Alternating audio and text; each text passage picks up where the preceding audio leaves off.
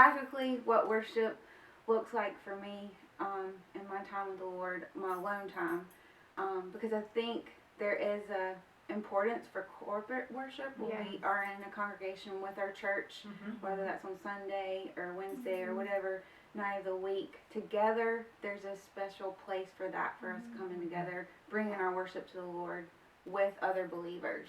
There's something that God does. He shows up, and we have something to bring and offer Him. So that is a sacred, precious time.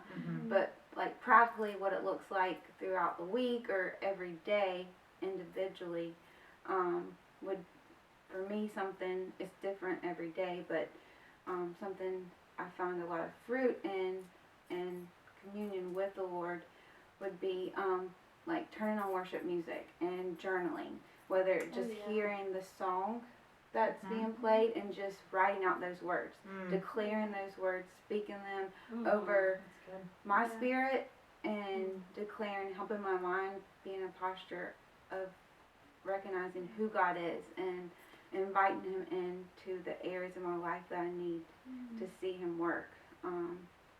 And it's amazing how awesome and faithful He is when we do set that time aside and Him to come in. So practically, I love that you mentioned journaling. That didn't even dawn on me to mention in the first part of the discussion. But yeah, that's a huge place of worship. And again, too, like, that's not just I'm doing such and such for God. I really think that's not the way to think of it. I really receive a lot when I journal. So I love that you mentioned that. I totally forgot about that. But that's a place where I really feel like hear His voice. You know, you're talking about life and things that you're seeing God do and things you're still waiting on. And just as you write out those words, just you can really feel the Spirit of God ministering. I know I can to my heart. I've received so much life through journaling. I think there's just something holy about it, taking the time to get in the quiet and write down and wanting to discern what it is He's doing and saying. So there's just so many things that worship unlocks when we engage in it. And I know for me, when I'm in a worshiping posture, I love how you brought that language into the first conversation, the posture of worship. I feel the Lord enlarging the way that I think. When I get into that realm of worship, I know I have felt this a lot of Sunday mornings. I go in, maybe I've had a crazy morning getting to church, maybe I ran late, we all know I did, and I get there, I'm a little frazzled, and maybe 3 or 4 other things the enemy shot at me before I got to my seat. And then if I will just fix my eyes on Jesus, if I will just turn my heart toward Him and close my eyes, honestly, because there's nothing else I want to see. We're worshiping an invisible God, and so I'll close my eyes and just engage, and I will feel that weight just lift. And it's amazing how leaving the church service, I can be in a completely different place in my heart, and it has to do with the ministry of the Holy Spirit and fixing my eyes on Him and stop looking at everything that just happened around me. And I feel like the word enlarge is what comes to my mind. Is my heart is enlarged, my mind is enlarged. I know I have gotten titles for several things I've written and felt the Lord just start speaking to me about in worship, just singing. Not trying to brainstorm, not trying to come up with anything, totally focused on Him. And then all of a sudden, truth, revelation, even clarity about things I've been praying about. That's happened with both Andrew and me. All of a sudden, it's like, we need to do this, or we need to call them, or this is how we're going to fix that. And it's the revelation just comes as you fix your gaze upon Him. It's so powerful to see what the Lord will unlock when you just fix your mind and your affection on Him. And I think sometimes our worship can look messy. Like I've found, I love that. There's been times where if you look through my journals, it looks like I'm doing nothing but questioning or complaining or just seeing all the negative. But there's something that happens when I get that all out, and it's me and God, and He can hear me, and I can hear what I'm saying to Him and lay it at His feet. And where I love that. There's a new posture. I've rid myself, and He takes that, and He meets.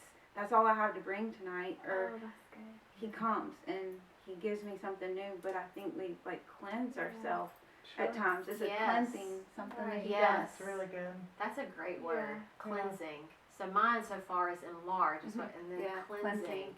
So true. I think even like when I hear you say that, like even in the wrestling, you're worshiping. Yeah, Mhm. yeah. You're wrestling. He's sovereign. You know he's sovereign, and you're He's trying to figure sovereign. out Right. why or what or how or whatever. But you're wrestling with him because he's Yeah. sovereign still, and you know that, and that's a part of Mhm. worship. Yeah, You know. Yeah. we're still honoring that he's over this. Yeah. He's still on his throne. Yeah. Even when it's And the messy. mess. And yeah. mess and all, Mhm. you're still bringing it to him. Yeah. Can't help but think of David and so many of Right. the Psalms. Yeah. Like it's like It's messy. throw up, Yeah. you know? And it's wrestling. It's a lot of Yeah. wrestling, you know, through the Psalms and stuff. And Mhm. yet him still declaring his sovereignty and him still knowing that he's over over this. it. Yes. And still trusting him through it. Yes. I know I've had times in my life where the only thing I can do is worship. I don't even think, there's been times when I've walked through really hard things where all I could do was just sing. Mm. Because Mhm. there weren't words that I could describe or talk and then you get to a point where that wrestling, you're just like tired from it all, and so I just feel like there's been times where I just sit and I think there's a discipline in listening too. in worship. Absolutely. Yeah. And I feel like that's something that is very necessary.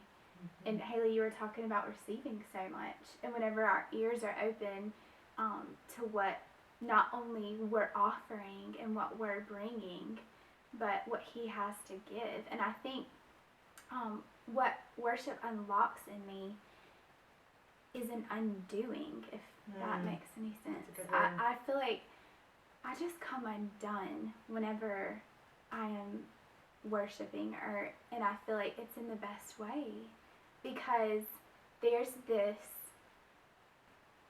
largeness of the Father and a smallness of me, and not in a negative way, and not like in a demeaning way, Yeah. but that He is my dad and I'm His little girl, and I can run up to Him and tell Him, you are so strong and you are so big and you're so handsome and I just love you so much. And there's just like that largeness and then the smallness of like me coming to Him as daughter, and I feel like that just like undoes me, Mhm. and I'm just left like just a mess, but in like the best loving way.